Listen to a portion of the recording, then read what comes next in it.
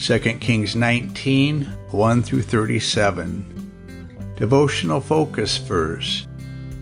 Now therefore, O Lord our God, I beseech thee, save thou us out of his hand, that all the kingdoms of the earth may know that thou art the Lord God, even thou only. 2 Kings 19:19. During World War II, while on a special mission, Eddie Rickenbacker was in an airplane that crashed in the Pacific Ocean. For 24 days, the 8 men from that plane drifted in 3 rafts.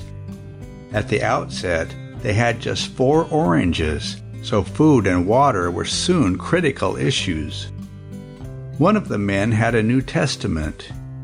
In his book, 7 Came Through, Rickenbacker wrote, "Watching him read it, the thought came to me that we might all profit by his example. With the New Testament as an inspiration, we held morning and evening prayers.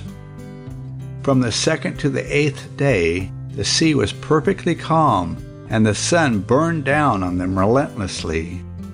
It became clear that unless the weather changed or they obtained food and water soon, death was imminent. About an hour after their devotions on the 8th day, as Rickenbacker was dozing with his hat pulled over his eyes, a seagull landed on his hat. Very carefully, he reached up and grabbed the bird, which they used for food and bait to catch 2 fish. That night, there were indications of rain, and they felt a few drops. Then they saw a squall and paddled toward it. Rickenbacker wrote, "I prayed to God to put us in its path. God answered, and that night the rain poured down upon them." Through these and a number of other miracles, 7 men lived through the experience. They honored God, and He rescued them marvelously. In our text today, King Hezekiah and the people of Jerusalem were being threatened by the king of Assyria, and avoiding disaster seemed impossible. Yet, they cried out to God for help, and He gave them a miraculous deliverance. At times in our lives, we may face situations that appear to have no possible or good resolution. However, by considering God's intervention for the men in the rafts and also for the people of Jerusalem, we are reminded that God can do the impossible. Miraculous help is within His power. Like the people of old, we want to take our problems to God and let Him resolve them. Background information. Chapter 18 closes with a verbal harassment of the Assyrian emissaries against the people in Jerusalem. When Hezekiah heard about Rabshakeh's blasphemous speech, he was deeply distressed. He put on sackcloth, coarse fabric made from camel or goat hair that was worn to indicate grief and humility, and went to the temple. He sent Eliakim and Shebna, who had heard Rabshakeh, and some of the priests to Isaiah the prophet to petition his prayers. The remnant that are left, see chapter 19 verse 4, refers to the people of Jerusalem. The 10 tribes making up the northern kingdom of Israel had been conquered and taken into captivity. Assyria had also overcome many of Judah's outlying cities. In verses 6 through 7, Isaiah responded to Hezekiah's messengers with a promise from God for deliverance. Because he had heard rumor of an attack by Ethiopia, Sennacherib sent Hezekiah a blasphemous letter in an effort to make him surrender. See verses 10 through 13. By mentioning both conquered locations and kings, it was implied that Hezekiah was personally in danger. Even more importantly, he intimated that God himself was weak and unable to deliver his people. Hezekiah responded by going to the temple and spreading the letter before the Lord. His prayer was profound and exemplary. He acknowledged God as the creator and sovereign over the whole earth. He stated the facts. Sennacherib had reproached God and had also overcome other countries because their gods were no gods. He asked God to deliver Jerusalem so that His name would be glorified. God's reply, delivered through Isaiah, is recorded in verses 21 through 34. It included a rebuke to Sennacherib, quoting his own words, see verses 23 through 24, reminding him that his victories were allowed by God, see verses 25 through 26, and predicting his judgment, see verses 27 through 28.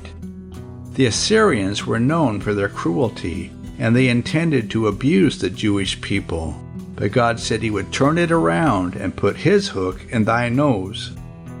Verses 29 through 34 contain the promise to Hezekiah and the people of Judah.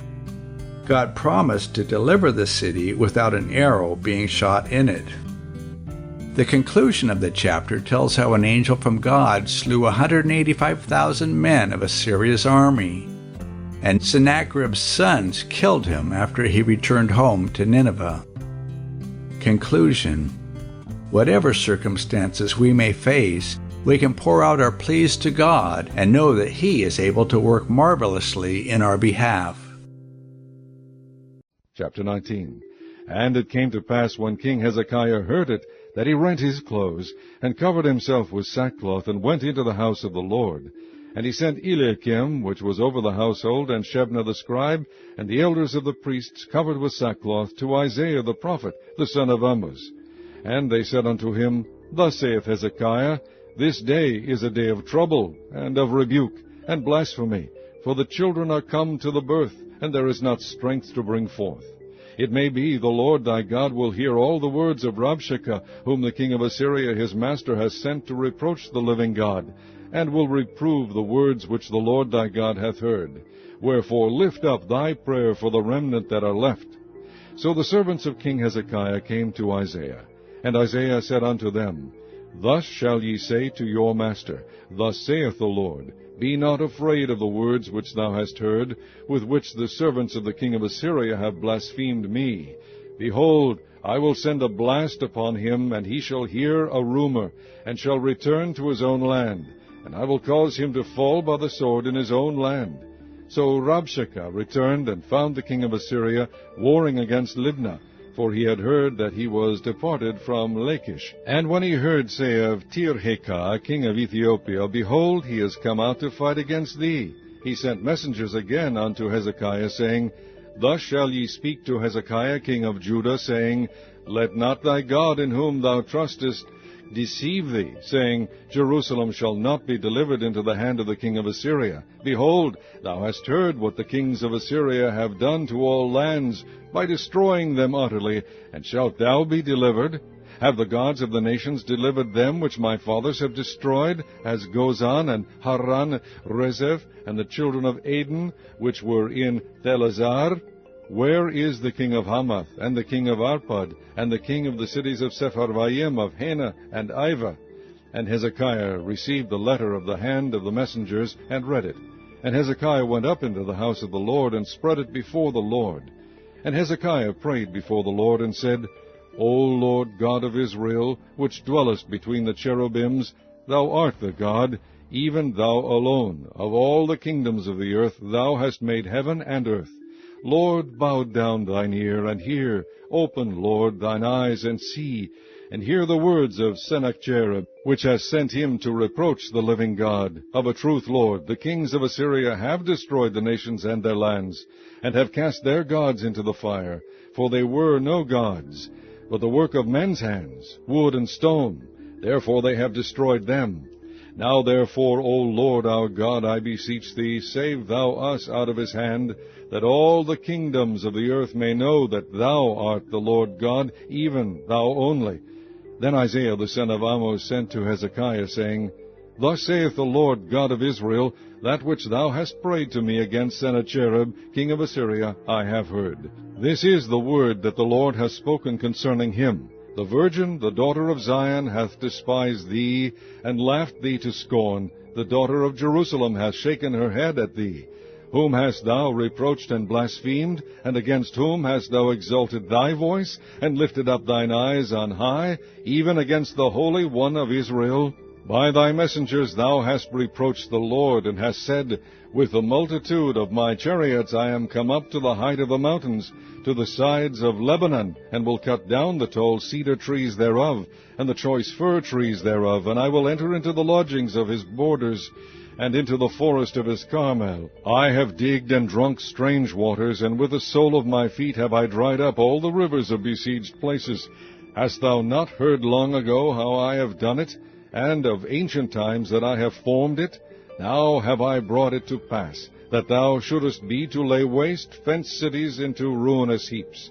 Therefore their inhabitants were of small power. They were dismayed and confounded. They were as the grass of the field, and as the green herb, as the grass on the housetops, and as corn blasted before it be grown up. But I know thy abode, and thy going out, and thy coming in, and thy rage against me, because thy rage against me, and thy tumult is come up into mine ears. Therefore I will put my hook in thy nose, and my bridle in thy lips, and I will turn thee back by the way which thou camest. And this shall be a sign unto thee. Ye shall eat this year such things as grow of themselves, and in the second year that which springeth of the same. And in the third year sow ye, and reap, and plant vineyards, and eat the fruits thereof. And the remnant that is escaped of the house of Judah shall yet again take root downward, and bear fruit upward. For out of Jerusalem shall go forth a remnant, and they that escape out of Mount Zion. The zeal of the Lord of hosts shall do this. Therefore thus saith the Lord concerning the king of Assyria, He shall not come into this city, nor shoot an arrow there, nor come before it with shield, nor cast a bank against it.